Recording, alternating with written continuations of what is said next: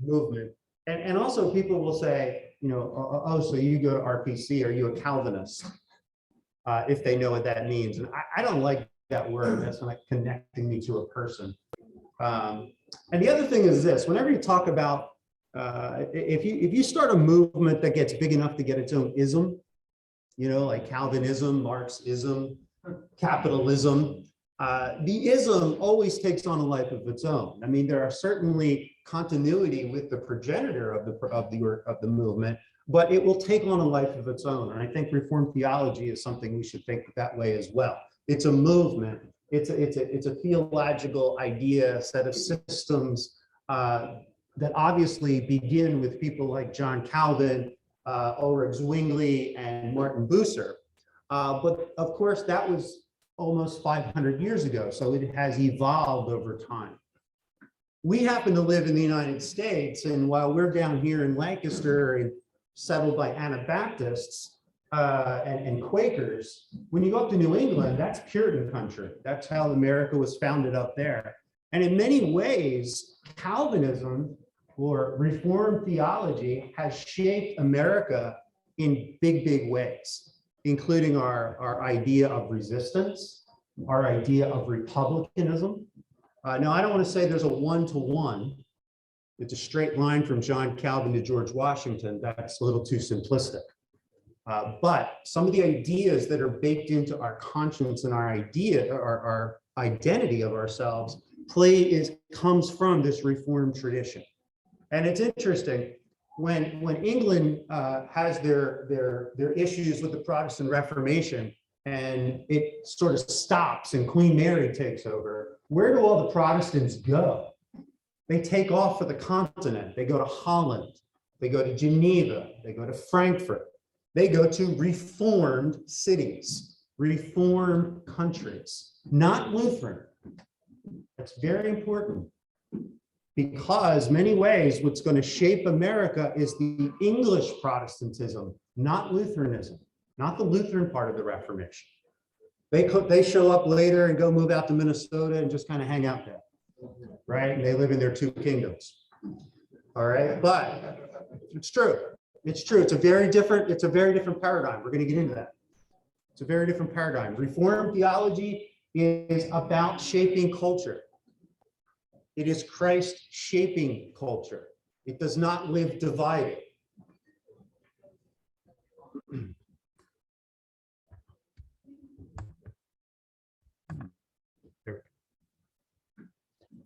One of the ways to understand Reformed theology, a famous scholar from the 1950s, Richard Niebuhr, wrote a book called Christ in Culture, and he referred to Reformed theology as Christ transforming culture. And what that means is this: we don't live in separate spheres in that way. Reformed people understand that every aspect of culture and society should be transformed by Christianity. It's not as if, well, this is how the world works over here, and we're not really concerned about that, and then we live in this way. Now, let me do a little history lesson for you to go back to the 300s for this to make sense. In the early church, when you read your Bible, the church is an outsider religion. They're being persecuted by the Romans. Off and on for 300 years, that will be their reality. They live separate. They have to. They have to. Imagine, I was in Denver giving a presentation on the church and slavery. Can you imagine Paul writing or trying to convince the Romans of the immorality of slavery? They'd be like, what are you talking about? They don't have the language for it. They don't have the language for it. In fact, I would argue the only reason the West was able to get rid of slavery is because things like Christianity and Reformed theology gave us the language to think differently about it. But what you have after 325 is something called the Constantinian synthesis. Christianity will become the official religion of the Roman Empire, and that will shape the West. There's this synthesis between the state and the church. And that plays a huge effect. The church is not just a separate outside group. They are part of society. They are part of shaping society. They are part of legislation. They have the ear of the emperor. It is the official religion of the Roman Empire at one point. This is normal. Historically, nations always have an official religion. Read the Old Testament. They always do. They always do. This idea of separation of church and state is weird. Okay? But this idea of the Constantinian synthesis creates something that will last. We're probably in the death throes of it right now in the West, something called Christendom. Christendom. It's Christian worldview, Christian idea. Christianity will shape the Western world. Not always perfectly, sometimes rather imperfectly. But what I always say is we wouldn't even be talking about things like equality, individualism, personal freedom, had it not been for Christianity. Don't believe me? Read Aristotle. And Aristotelian thinking was the way the world operated for centuries. We talk about oppression in our society. Read Aristotle. He believed there were certain people who were just natural slaves. There was a pecking order of society. It was hierarchical. And that shapes the Western world. Think of feudalism. The king is on top, then there's the lords, then there's the knights, then there's the serfs. Think of the Catholic Church. There's the Pope, there's the cardinals, there's the bishops, there's the priests, then there's you. Hierarchy. Hierarchy. And then, of course, in the Catholic Church, you also can outsource your holiness, right? That's what the monks are for. That's why we give them money to pray for us even after we're dead. We outsource our holiness. They do the holy stuff. We use the sacraments and we're good. There really is a Christian, when we talk about, say, now we like to talk about Christian nationalism, right? Which has a whole different connotation today, and that's a whole series of Sunday school classes, and I am not going to kick over that hornet's nest right now. But the idea that any nation after Constantine in the West would not see itself as a Christian nation would be absurd. Of course they were. They're part of Christendom. They're part of Christendom. They're part of the Catholic Church. If you were born in England in the year 1000, guess what you are? You're Catholic. You're in Germany. You're Catholic. You might be Jewish, but you're really underground on that one, right? If they let you stay. But this idea of Christendom, Christ and culture are working together. The secular leaders have a role to play to support the church. It is very interesting to read John Calvin today, when he believes the church's role, or I'm sorry, the state's role is to assist the church in making sure that proper doctrine is being taught. Sorry, I'm not giving DC that much, those kind of rules, okay? You laugh because we live in a very different time and situation. The assumption in Christendom is that, of course, the rulers will operate with a Christian idea. Of course they are. Remember, everybody's baptized. Now, is everybody actually a Christian? Nobody believes that. Martin Luther doesn't believe that. John Calvin doesn't believe that. But even if you're not, you're going to at least play lip service and live like one would if you're in Geneva, right? And so this idea of Reformed theology, it is not just a personal salvation. It is not just predestination. It is all encompassing. It permeates everything. It even develops a theology of vocation. Vocation. In medieval Catholicism, if you worked for the church, you had a ministry. If you did other stuff, you just worked.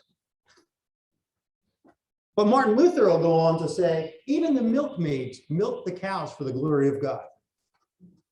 The idea that I can serve God in my vocation is very much a Protestant idea. Very much a Protestant idea. And I would argue to really get at this well, you really do need a Reformed support of it, because it is really Christ transforming culture. If you get a Christian liberal arts college that wants to train business people, finance, arts, theater, computer graphics, you need a theology that can help people think through what it means to be a computer programmer for the glory of God. It's not as if in Reformed theology, I can leave my faith and my understanding of how the world works aside. And so what happens in the Reformation, particularly in Geneva, is this. And this is really important for us to get at, because we live in such a bifurcated society, right? We came to church on Sunday. We're going to go kind of live our life the rest of the week. Hopefully we have our time with Jesus once in a while. But in the Catholic medieval Europe, the Catholic Church permeates everything. It is the glue of society. It is the glue of the Western world. Hospitals, Catholic churches. Universities, Catholic churches. Benevolence, Catholic churches. Sometimes the Pope actually operates as the emperor of a city. Sometimes a bishop operates as an emperor of a city. It's everything. It permeates. So when Luther, Calvin, and Zwingli whacked the Catholic Church and knocked the Pope off his high horse, you've got a huge problem. How are we going to rebuild society? Where are going to go? Who's going to do the hospitals? Who's going to do benevolence? Who's going to do sanitation? Who's going to do education? How are you going to run society? And this is where I think Calvin is a genius, is that he really does try to take his theology and apply it to how shall we now live, if I can steal that from Francis Schaeffer. What does that mean? What does that mean? What is a reformed doctrine of God, a reformed anthropology, meaning we are fallen, we're not all that good, and sometimes even believers are sinners and saints at the same time? How do we operate a society in that way? It's not as if Calvin is, reading, and again, this is anachronistic, but, reading John Locke to figure out how to do politics, and then we'll do, or Thomas Jefferson, and then we'll do church based on the scriptures. No, Reformed theology is looking for scriptures to understand every aspect of society. It is transforming culture. It is transforming culture. And so what happens is the reformers of Calvin, Luther, Zwingli, they don't have a problem with the Constantinian synthesis. They don't have a problem with Christendom. They just want to do it right. The people in this time period who have no time for Christendom or any sort of connection between the church and the state, or the church themselves and the world, are the Anabaptists. That's why they kill them. They're traitors. They're dangerous to society. If your understanding of society means you have to have this holistic connection. Okay? Throwing water, rebaptizing yourself, throwing water on adults is not necessarily a dangerous thing. It is when it's treason, and that's how it looks in this worldview. We don't have that problem here because we have separation of church and state. And the reason we're packed full of Anabaptists in Lancaster and in this area is because Quakers were thinking along the same way. They were thinking about Christendom differently. But when we get here, we have this idea, we are shaping society. That is it. This idea of Christendom. I think, I want to tease this a bit. I think this is one of the problems we have in the culture today. There are some of you sitting here now who still remember when Christendom was in full blown in the United States. God, country, hoorah. Patriotic festivals. God bless America. You remember that. Some of you are probably old enough to remember what life was like before 1965. 1965 is a hugely pivotal year for the United States. It is why, in many ways, we are being forced to say happy holidays and not Merry Christmas. Immigration. In 1965, the United States opened up the borders in ways they had not done before. If you notice in the 30s and 40s, immigration was very small. In fact, they even sent a shipload of Jews who were escaping Germany back. That's a bad story. We'll get to it another time. But 1965, they opened it. What has been happening in the United States since 1965 is a browning of America from immigration and a pluralism of America. It's changed. At the same time, this Christendom that these guys came up that we're trying to revive, trying to unpack, is dying out in the West. So it's a double whammy. And so where we are left is, okay, how do we transform society when society is not really interested in hearing from us? And that's the challenge that these gentlemen would have never faced.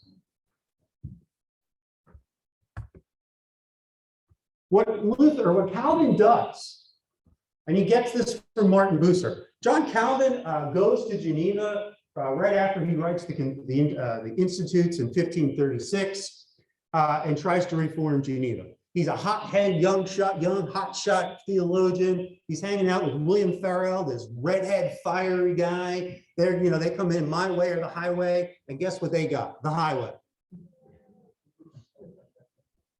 And Calvin goes to Strasbourg, and he is mentored by Martin Bucer.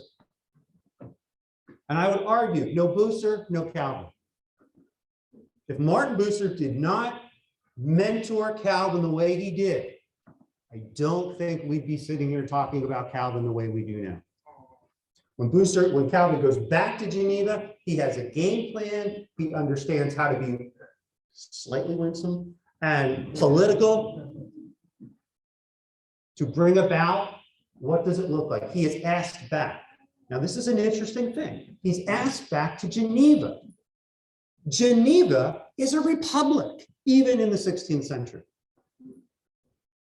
Even in the 16th century. Let me pause that for a minute. If I ask you, what is the doctrine of the priesthood of all believers? What does that mean? This is the call and response time. Be Pentecostal, not Presbyterian. What does that mean? Yeah. Well, it means that we don't reside everything in one person. In other words, we don't have one priest, that we all look to and we all follow. And that leads you away from government by a single ruler. In secular government or church government? Both. Interesting. Notice what he did there. Because Luther didn't do that. Luther did it to the church. Luther destroyed the Aristotelian hierarchy of the Catholic Church by saying it's the priesthood of all believers. It's a very democratizing doctrine. You don't outsize your holiness, you're responsible for your holiness. You don't have the Pope and everyone else going interceding for you, you do it. Now, what this guy did is he applied it to government as well. And that's exactly what's going to happen. But that was not Luther's intent at the beginning. Luther was using that as a sword to hack at the Catholic Church and the system there. But what will eventually happen is it will affect how we think politically, socially. It's a very radical doctrine. Priesthood of all believers. I mean, it does make sense if you think about it. If I don't need an emissary to go to the creator of the universe, why do I need one to go to Joe Biden? Why do I need one to go to King Charles III? Because they're kind of lower on the pecking order anyway. So it makes sense. But what Calvin will do in this work, he is creating the fourfold office. This office, these roles that he believes are scriptural, will be used to shape the society of Geneva. And the first one, you know that one, the pastor. The pastor. How do you reform society? Preached word. Preached word. The Protestants are obsessed with protecting the holy desk. You don't let anyone back there. Great quote from John Knox. I've never been afraid of the devil, but I'm petrified every time I get behind the pulpit. I also try to explain that to the music worship students at school too. If you're not a little scared when you're singing Bethel music, you ought to. So you have the pastor. You have the pastor, the preached word, and it's preached all the time. You have the elders to govern the church. Remember, the church is involved in not just what we do here, but they're also sort of a morality and accountability. But the big one for this, and the way it shapes society, is the way Luther or Calvin gets at the diaconate. So right now, what do we do? We do benevolence for in the church. Our deacons do this, but we don't do it for the entire city of Ephrata. We might reach out to Ephrata, but in this particular case, the social workers are the deacons. They're the deacons. They're the ones who are going to make sure there's benevolence. They're the ones who are going to make sure the homeless are fed. They're the ones who are going to make sure the orphans have somewhere to go.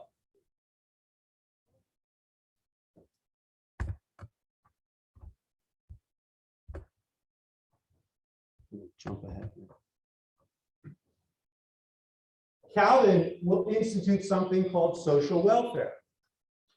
Now, some of you are probably conservative and you're getting a little nervous because I used the word Calvin and welfare. All right, but this was before FDR and LBJ, so you can calm down.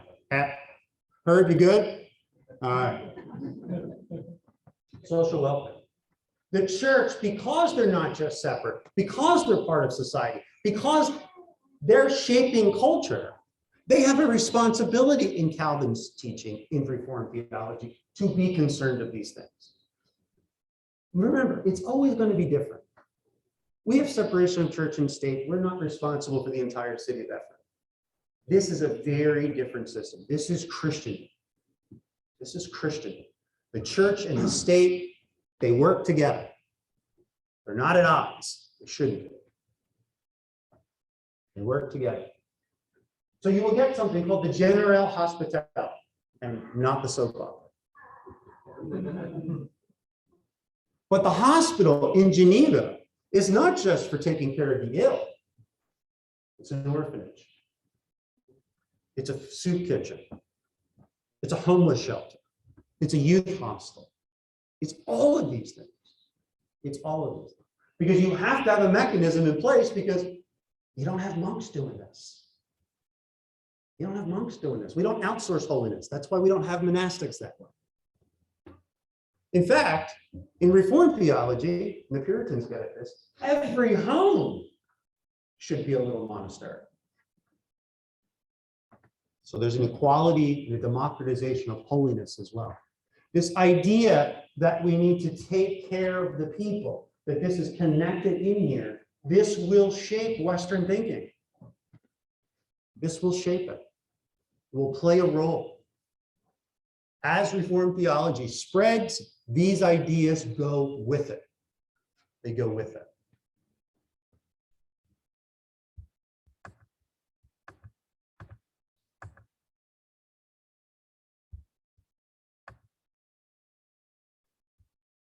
You can even look at this map and get a sense of what I'm getting at. You have sort of Eastern Asia civilization, South Asia, Islamic, African, and Western.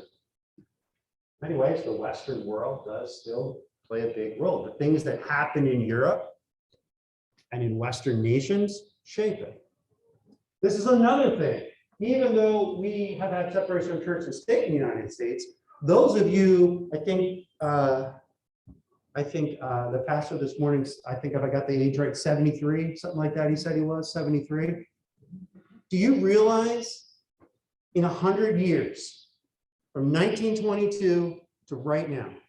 In 1922, the largest group of Christians were Western Europeans. They were either in Western Europe or settled in European states like ours or Australia, places like that. Within 100 years, where's the bulk of the world's Christians now?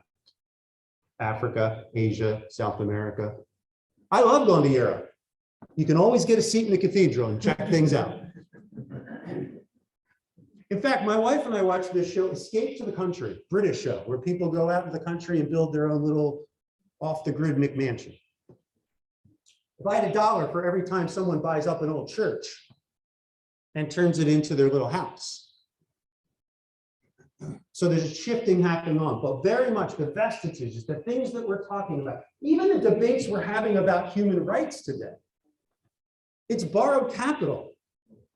No Christianity, no conversation of individual rights the way we talk about. It just wouldn't happen. Even, I would argue, even in the 18th century, when we talked about individual rights, and this comes out of this Protestant political tradition from the 17th century in England, it's not just my individual rights, but it's rights that serve the community well. Not just, I want to do this and you need to be happy with it. Even life, liberty, and the pursuit of happiness didn't mean happy, you just do whatever you want to do to be happy. But it shapes the Western world. It shapes the Western Reformed theology. How do you apply these things? Nowadays, you can't swing a dead cat without some Christian university. We teach from a Christian worldview. We teach from a biblical worldview, or this for a Christian worldview, the Colson Center for a Christian worldview. This idea of a worldview that is Christian very much comes out of the Reformed tradition. That way of thinking comes out of the Reformed tradition. Not that other Christians don't do it or can't do it, but it does very much have its roots in there. It provides the scaffolding for it. And while we're on the topic of education, Luther will start the Geneva Academy. I'm not sure that's an actual picture or not, but according to Google Images, it was Geneva Academy. I've been to Geneva, I didn't see that, but what Calvin realizes, again, this is a very democratizing idea. I'm going to teach everybody how to read. I'm going to teach everybody how to read. Now that's supposed to make things better. Now everyone can read, they just don't know what to read, and they get their news on Twitter. So obviously literacy itself is not the panacea. But this idea, it's very Protestant to teach literacy. Why? You need to read the word. Protestantism is word focused. Catholicism is sacrament focused. You don't have to know a blessed thing. In fact, during the Middle Ages, half the priests couldn't read. They knew how to say the Latin stuff, and they didn't know what they were saying, but they knew when they did it, the bread became Jesus. So there is an obsession with learning, education, thinking. This becomes part of the Reformed theology. We can think through our faith. We can think through our faith. We can think what it means to be a Christian carpenter. We can think what it means to be a Christian historian. We can think what it means to be a Christian electrician. You can think through those things. When you go to church, it's the preached word. That's the focus. That's why it's in the middle or it's way up high. Not like these Catholic gymnatorium churches where we just throw the pulpit wherever we want so the rock band can come up. No. The pulpit is sacrosanct. You put it at a spot, it doesn't move, you will move around it. It says something. You go into St. Peter's today, and you go into Calvin's church, there's the pulpit, high up. Some of that's for acoustics as well. There's even his little chair he would sit at and wait there. I'm not sure if it's the exact one, but Protestants have to have relatives too. So this idea of the preached word, you're teaching the people. That's why we don't need stained glass windows. You only need stained glass windows when you have an illiterate population, and that's how they learn the faith. Now, the Protestants go too far because their churches are bland, right? Thank God there's Reformed people talking about reviving the arts because they sure didn't do it in their churches, right? It's like the Soviet Union, just like gray paint everywhere.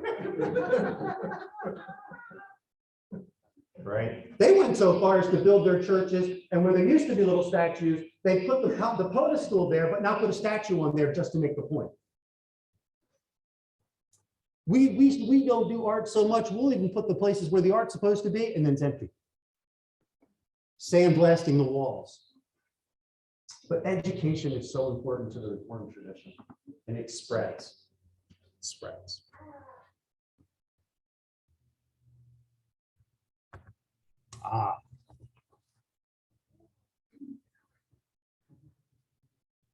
I've seen some flags like this in Lebanon, Lancaster County, usually with crosses and MR and ARs.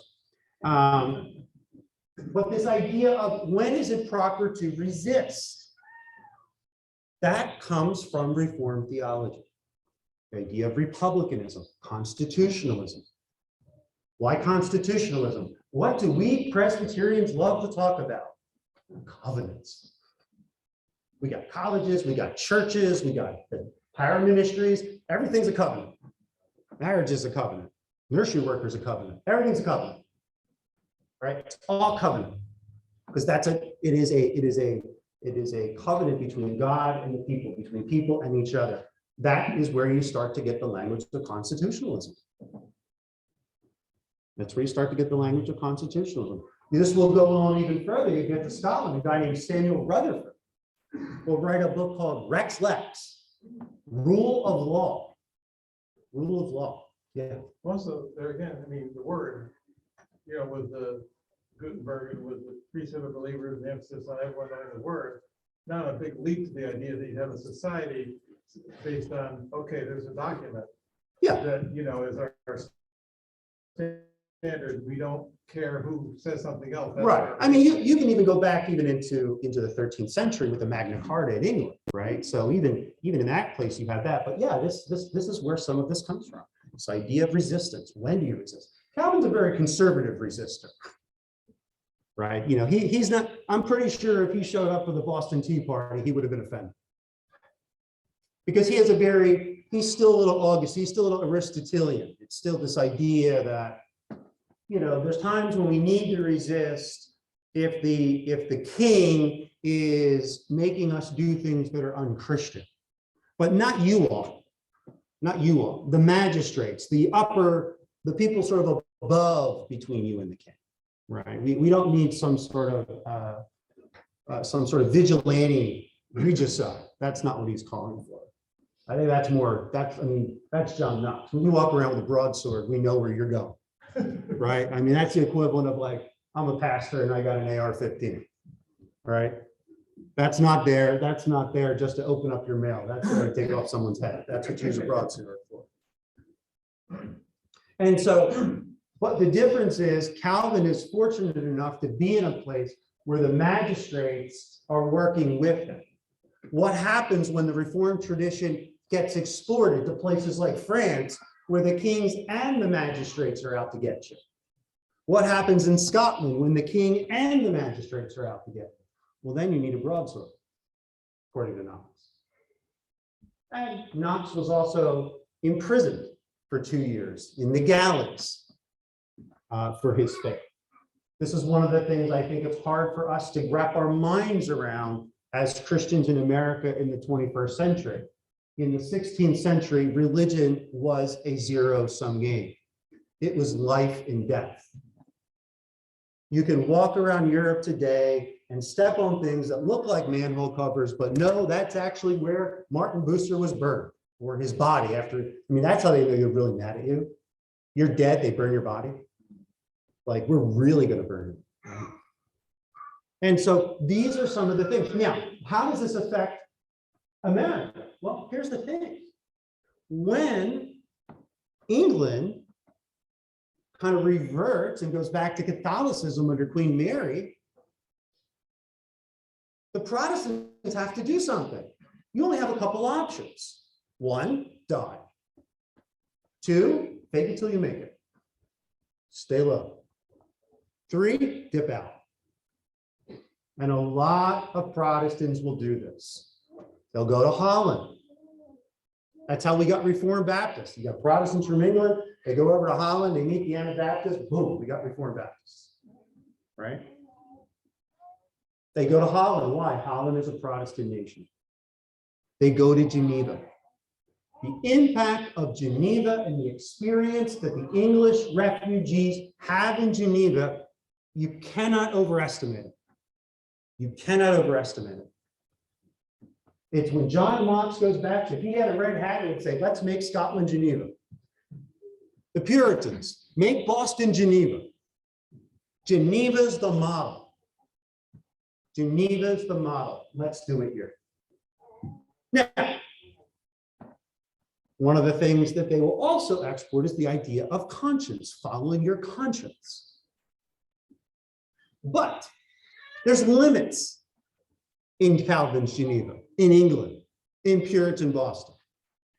You can follow your conscience not to be Catholic. You have a right to do that, but not to be Quaker. Because we'll have to bring you in the middle of Boston Commons for that. You will wreck Christendom for that. Just like John Calvin, you have to burn Michael Servetus for being anti-Trinitarian. Right? It's not just this is a bad idea. In this Christendom world, you don't have space for the pluralism. You don't have the space for the pluralism. It will destroy. It's like the Red Scare, if anyone remembers that. Right? Better dead than red. Right? Because if you're red, you're going to ruin America. You're going to ruin capitalism. You're going to ruin this.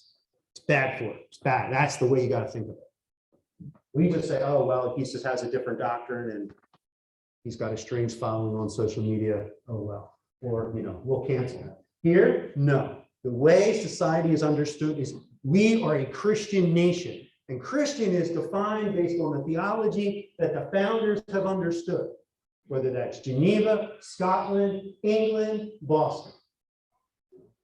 Therefore, if you have beliefs or ideas that threaten that, that's not just a religious difference. It is a political nightmare. It's like when you say you want a Christian nation. What kind? What kind?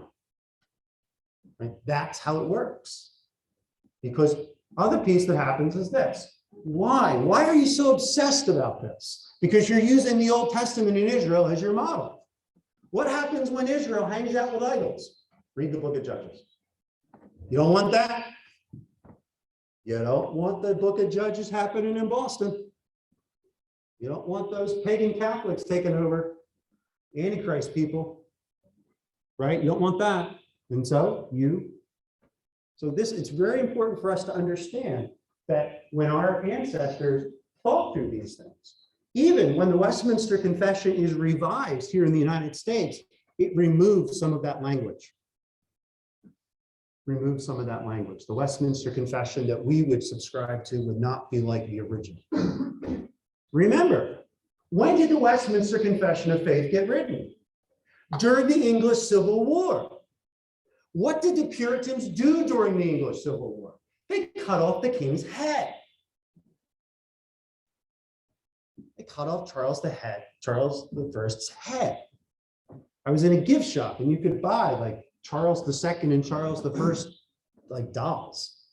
I wanted to know, like, did you have one where the head could pop on or off? But they didn't have that. Does it come a little guillotine or something like that? But that explains it. That's the roots, right? The king is out. The king is out of step. The king is forcing us to do things that aren't Christian. Parliament is the magistrates. We have a right to revolt.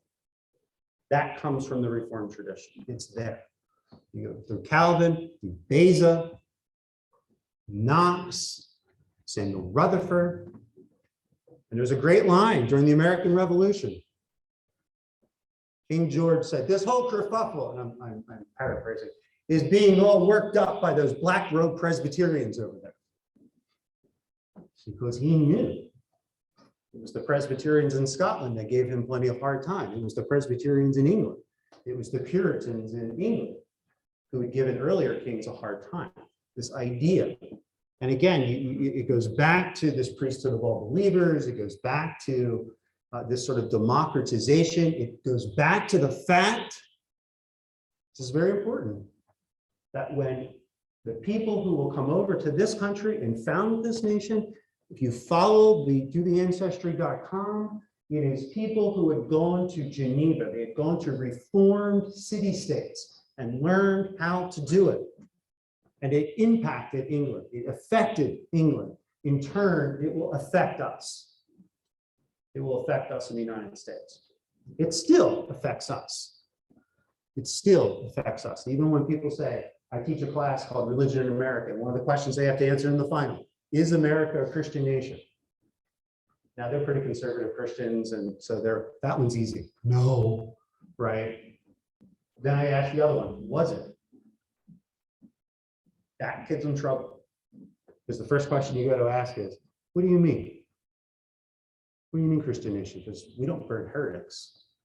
Our constitutions doesn't even mention God, right? So that's part of the tension. But if you don't know the background, you don't know the story, it doesn't make sense. So I want to save some time for Q&A. I've thrown a lot at you. You got hit by a fire hose. So please ask me questions.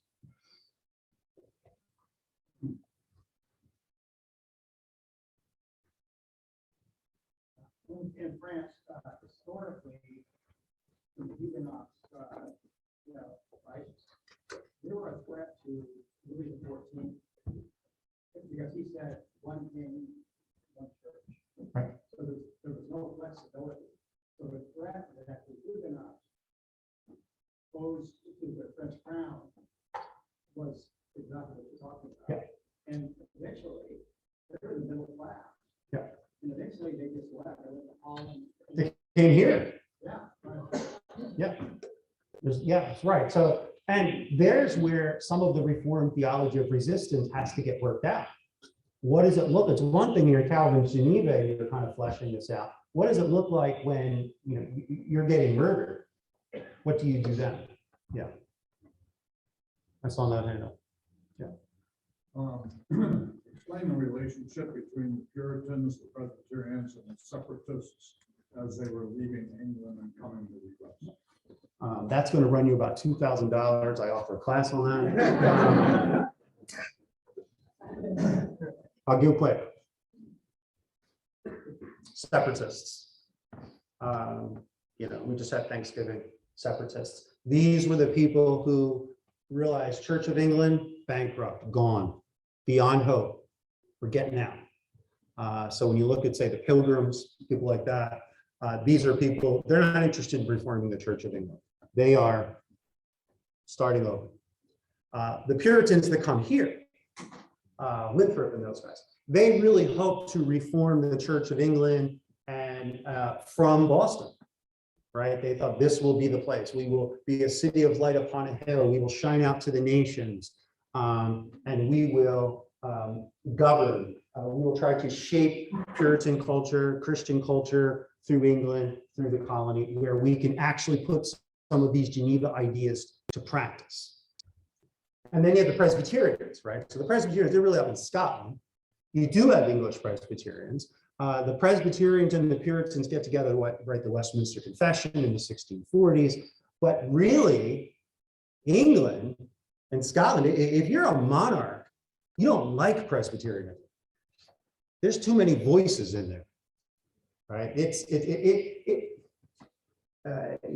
you ever get a chance to listen to that podcast, The Rise and Fall of Mars Hill, the second to last one, Tim Keller's interview, and he makes this interesting observation about Presbyterianism. He said, you have very few Presbyterian megachurches. You have very few Presbyterian celebrity pastors. There's a reason for that. Checks and balances. Our system is based on check. And why?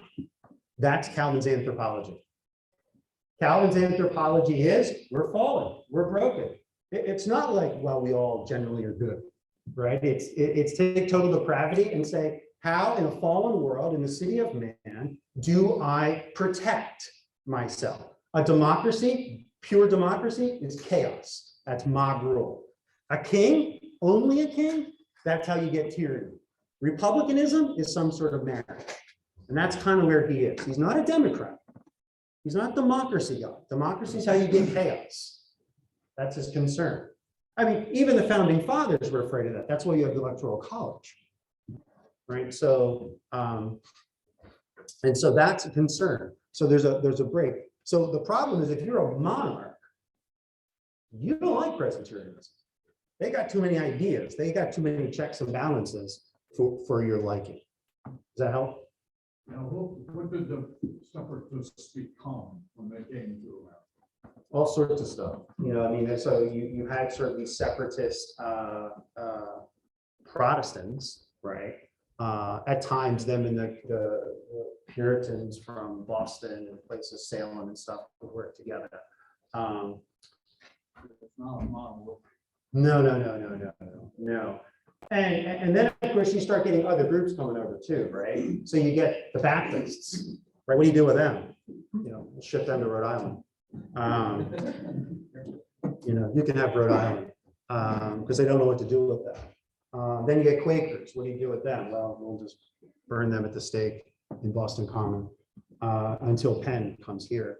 And then you have lots of separatists who will come to Pennsylvania because it's safe space. You know, and this is an interesting thing. As much as we talk about William Penn and his sort of religious toleration, and you know, it's some sort of, you know, ecumenical kumbaya place.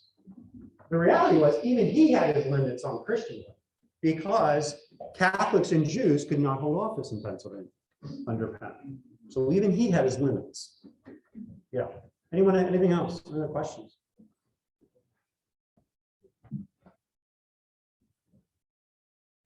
Do you think Luther and Calvin were a little less,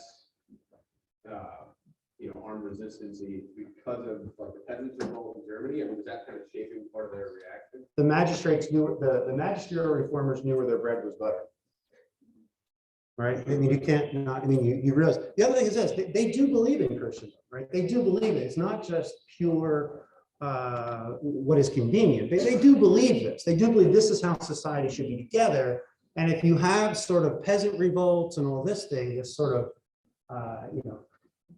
it's interesting you asked the question because when you go to Wittenberg today, the tour guide was the same age as me.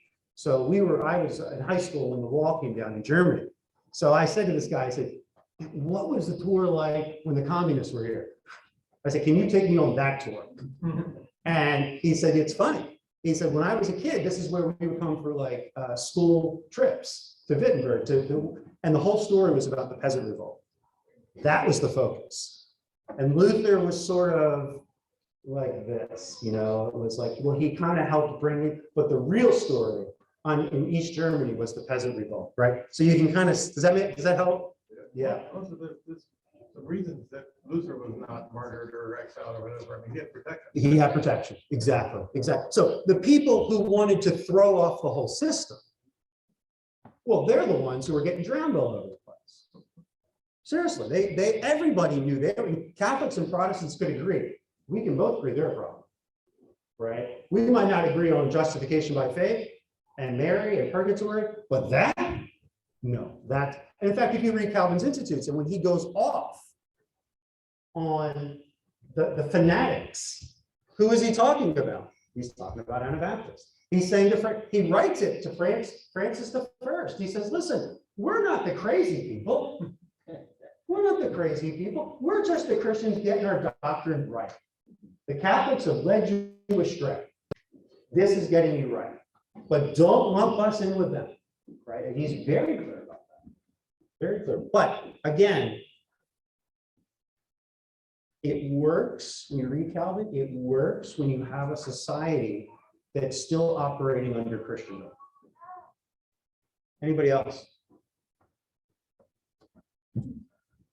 Thanks.